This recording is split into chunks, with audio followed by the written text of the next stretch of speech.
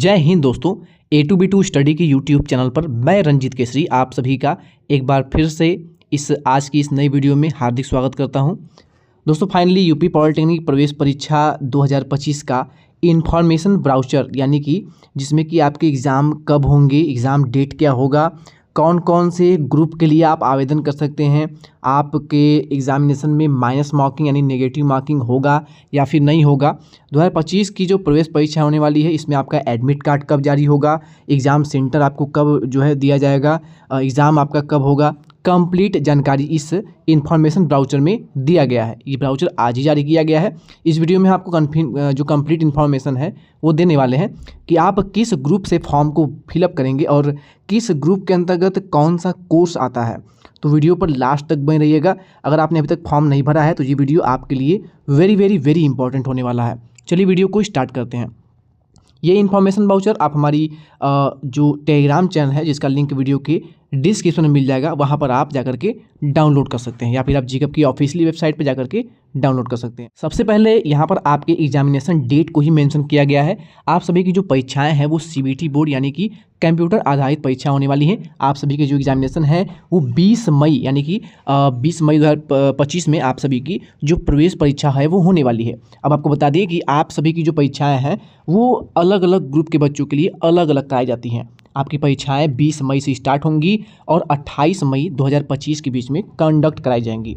अब in the case अगर कोई बच्चा एक से अधिक ग्रुप पे अपना फॉर्म भरा होता है, आवेदन किया होता है, सबसे ज़्यादा जो आवेदन होते हैं वो ग्रुप ए में किए जाते हैं। ग्रुप ए में इंजीनियरिंग पाठ्यक्रम के जो कोर्स होते हैं जैसे कि electrical engineering, civil engineering, mechanical engineering, electronics engineering, computer science engineering और इंजीनियरिंग के तमाम सारे पाठ्यक्रम। इसके अलावा ग्रुप ई में डी फार्मा के ग्रुप होते हैं। इनमें सेकेंड नंबर पर सबसे अधिक आवेदन बच्चे करते हैं। इसमें डी फार्मा में ग्रुप E1 और ग्रुप E2 के बच्चे फॉर्म को भरते हैं। इसके बारे में आगे हम आपको डिटेल में जानकारी देने वाले हैं। इसके अलावा अदर ग्रुप जैसे कि B, C, D, G, H, I, L, K, F ये सभी ग्रुप जो है ये थर्ड नंबर पे आते हैं। और चौथे नंबर पे आते हैं लेटरल एंट्री के यानी K1 से लेकर के K1, K2, K3, K4, K5, K8 तक के जितने भी ग्रुप आते हैं इनमें लेटरल एंट्री से डायरेक्टली सेकेंड ईयर में एडमिशन मिल जाता है।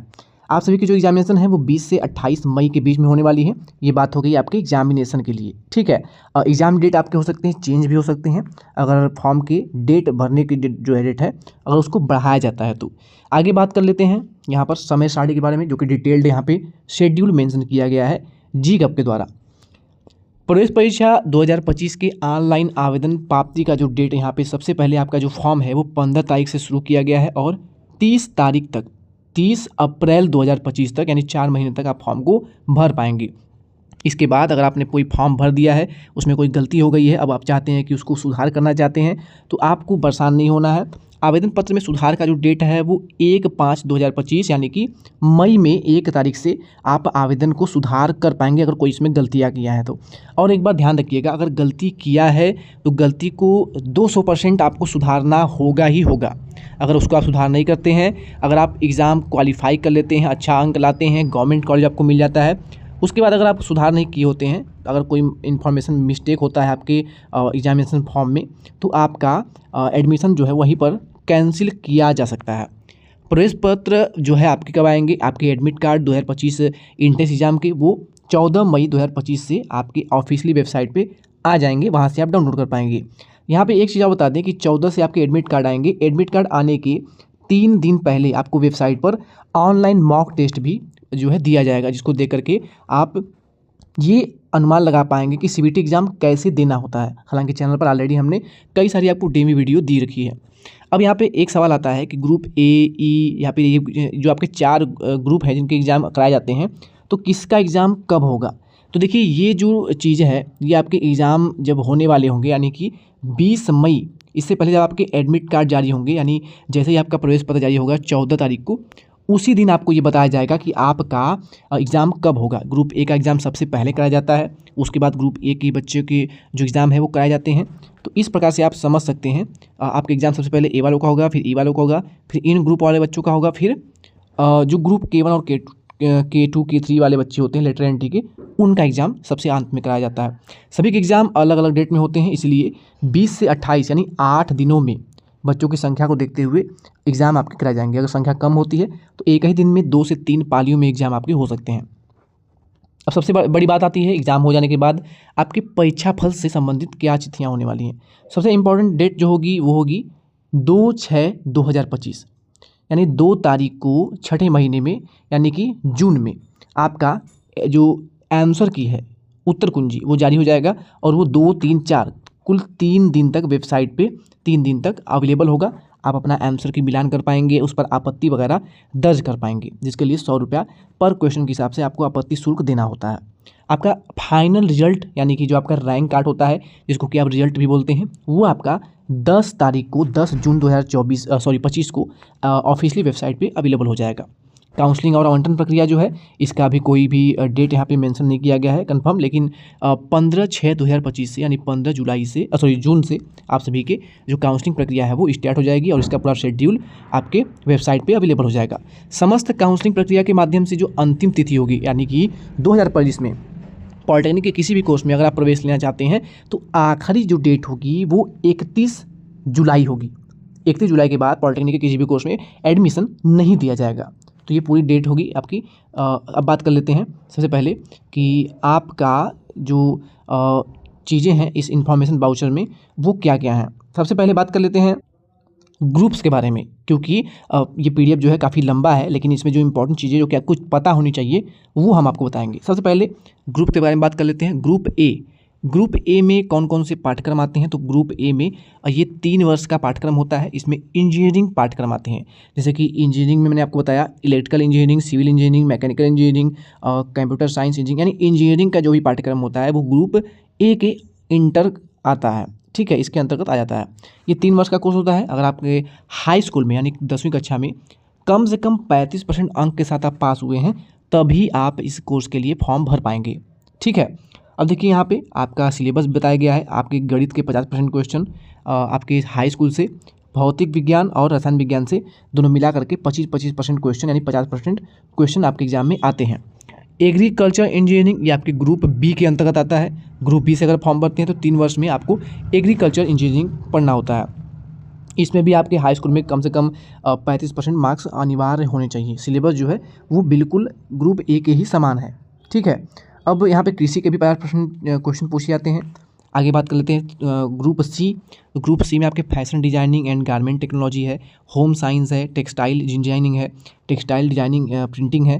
तो ये सब चीज़ें आपको बिल्कुल क्लियर होनी चाहिए, क्योंकि बच्चे फॉर्म भर देते हैं, उन्हें पता ही नहीं होता है कि उन्होंने किस ग्रुप से आवेदन किया है, उनको कौन सा एग्ज़ाम देना है।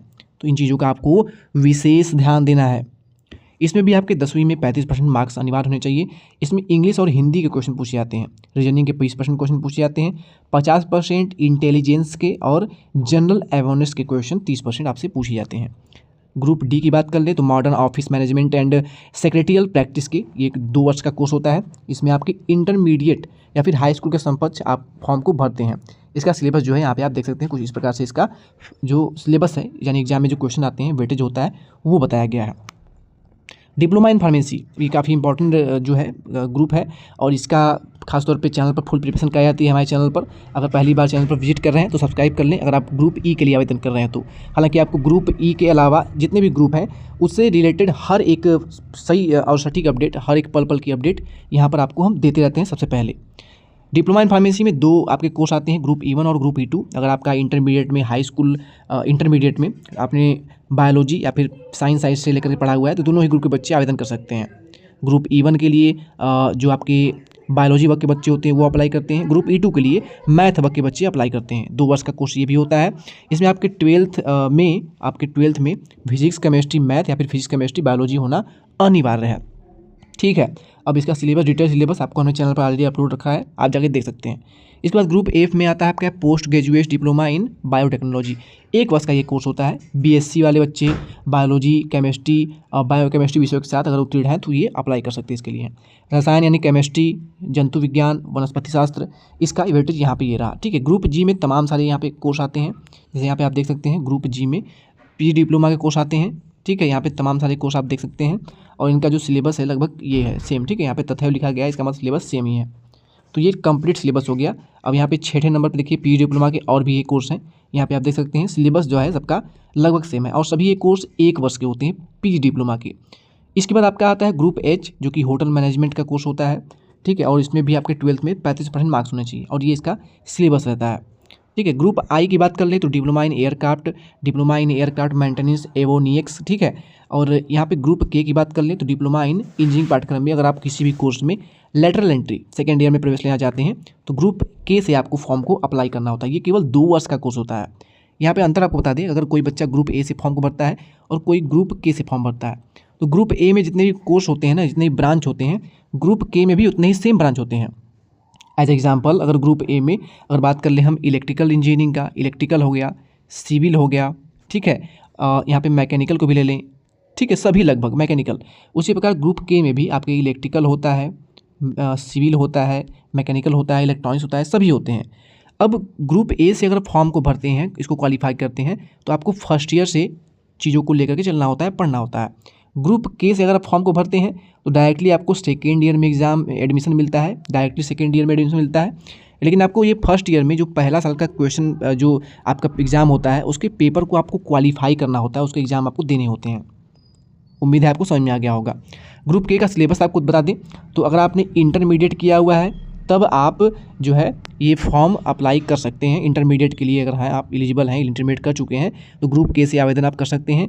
इसके अलावा अगर आप ITI किए हुए हैं, ITI अगर आप करा हुआ है आपने कहीं से किसी भी SCVT या फिर NCVT से, तो आप इसके लिए एलिजिबल होंगे।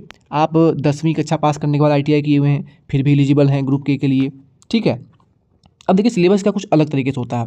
हाई स्कूल स्तर की गणित आपसे पूछा जाता है, ठीक है, और भौतिक एवं रसायन जो है 40%, ये तीनों मिलाकर पूछा जाता है।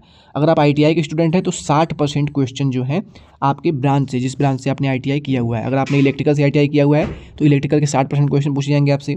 इलेक्ट्रॉनिक्स से ITI किया हुआ है तो इलेक्ट्रॉनिक्स से, यानी जिस भी ट्रेड से आपने ITI किया हुआ है उसके 60% क्वेश्चन आपसे एग्जाम में पूछे जाते हैं।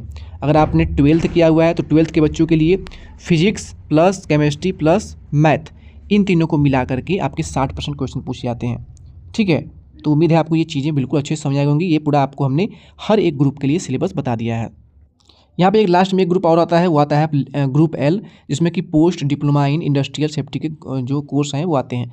इसका जो एग्ज़ाम है वो जनरली ऑफलाइन कराया जाता था, लेकिन इस बार इसके एग्ज़ाम जो है ऑनलाइन होने की संभावना है, अभी कोई क्लियर नहीं किया गया है। 1 वर्ष का कोर्स ये भी होता है। इंजीनियरिंग में अगर आप डिप्लोमा किए हुए हैं तो 2 वर्ष का अनुभव आपके पास अगर है तो आप इसके लिए आवेदन कर सकते हैं। BSc में भौतिक विज्ञान तथा रसायन विज्ञान में 2 वर्ष का अनुभव है तो कर सकते हैं। इंजीनियरिंग पाठ्यक्रम में BTech किए हुए हैं अगर आप हैं या फिर समकक्ष कोई कोर्स किए हुए हैं तो 2 वर्ष का आपको एक्सपीरियंस है तो आपने अप्लाई कर देना है इसको, ठीक है।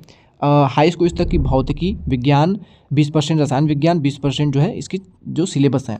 खंड 2 में 2 पेपर होते हैं, सामान्य इंजीनियरिंग के 20% और सुरक्षा सेफ्टी यानी सिक्योरिटी से क्वेश्चन आपके आते हैं 20%, ठीक है। तो ये हमने आपको पूरा बता दिया है जो इसका ग्रुप्स वाइज जो सिलेबस होता है वो, ठीक है।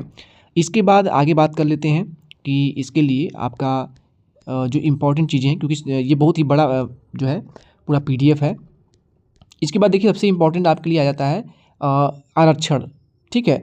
तो जो बच्चे SC ST या फिर OBC या फिर AWS, चाहे जो भी आपका कोर्स, जो भी आपका यहाँ पे कास्ट हो, तो कास्ट सर्टिफिकेट आपको फॉर्म भरते समय ज़रूर सिलेक्ट करना है, क्योंकि अगर आप इसको सिलेक्ट नहीं करते हैं और एग्ज़ाम के बाद अगर आपका कट ऑफ बन जाता है तो इसको अगर आप बनवा भी लेंगे तो आपको फ़ायदा इसका नहीं मिलेगा। आपने फॉर्म भरते समय जो सिलेक्ट किया है वही आगे चल करके मान्य होगा। अगर EW सर्टिफिकेट लगाते हैं 10% आपको आरक्षण मिलता है। OBC बच्चों के लिए 27% आरक्षण मिलता है।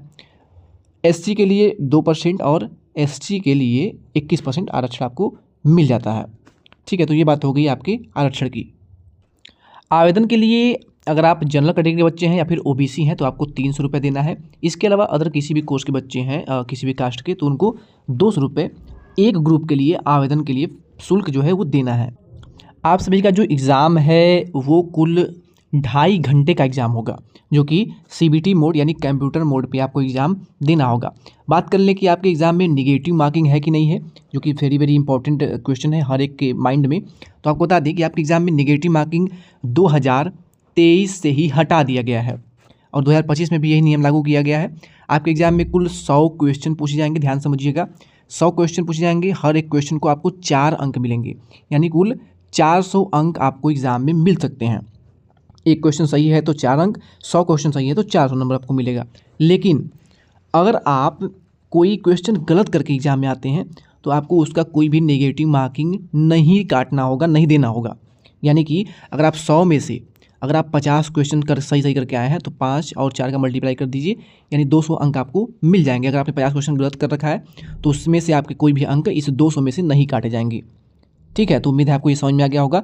आपके सही उत्तर के लिए सही 4 अंक आपको दिए जाएंगे। इसका मतलब ये हुआ कि अगर आपने 100 क्वेश्चन में से अगर 50 क्वेश्चन भी या फिर 50 से 60 क्वेश्चन भी अगर एग्जाम में सही करके आया हुआ है तो आपका कितना बनता है, करीब 240 नंबर आपका 60 क्वेश्चन के हिसाब से बन जाता है। और ये नंबर काफ़ी ज़्यादा नंबर है, बिल्कुल इतने नंबर पे आपको गवर्नमेंट कॉलेज आराम से मिल जाएगा। पिछले कई सालों की तरह इस साल भी नॉर्मलाइजेशन का भी जो आपको फ़ायदा है वो मिलने वाला है। यानी अगर आपके एग्जामिनेशन कई दिन चलते हैं, क्योंकि अगर पॉलिटेक्निक में बहुत अधिक मात्रा में आवेदन बच्चे करते हैं तो एग्ज़ाम जो है एक दिन में 2-2 3-3 शिफ्ट में एग्ज़ाम कराए जा सकते हैं।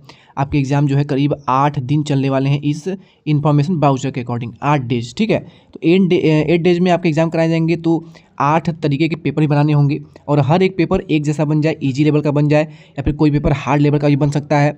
तो जो पेपर आपका हार्ड लेवल का होगा उसकी बाद में जांच की जाएगी, एनालिसिस किया जाएगा और हार्ड पेपर वाले बच्चों को इसका फ़ायदा मिलेगा और उनको नॉर्मलाइजेशन के तहत कुछ एक्स्ट्रा अंक दे दिए जाते हैं।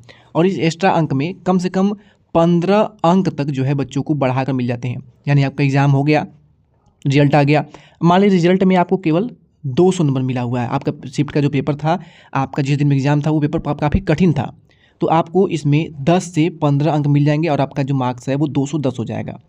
ठीक है, तो इस प्रकार से कुछ नॉर्मलाइजेशन प्रक्रिया काम करती है। एट लास्ट बात कर लें अगर काउंसलिंग प्रक्रिया के बारे में, तो काउंसलिंग की प्रक्रिया जब भी स्टार्ट होगी आपके एग्ज़ाम के रिजल्ट आने के बाद, फाइनल रिजल्ट आने के बाद ही स्टार्ट की जाएगी। काउंसलिंग प्रक्रिया कैसे होगी, क्या होगी, कैसे काउंसलिंग करनी है, चॉइस फिलिंग, तमाम सारी चीज़ें जो है उसका आपको पूरा पल पल का आपके एडमिशन की पूरी प्रक्रिया में हर एक चीज़ों को आपको यहाँ पर बताया जाएगा। अगर चैनल पर पहली बार वीडियो देख रहे हैं तो चैनल को सब्सक्राइब कर लीजिएगा और बेल आइकन को जरूर प्रेस कर लीजिएगा, क्योंकि आपके फॉर्म भरने से लेकर के एडमिशन की प्रक्रिया में A2B2 स्टडी एकमात्र चैनल जो कि आपको पल पल में सहायता हेल्प प्रोवाइड करता है।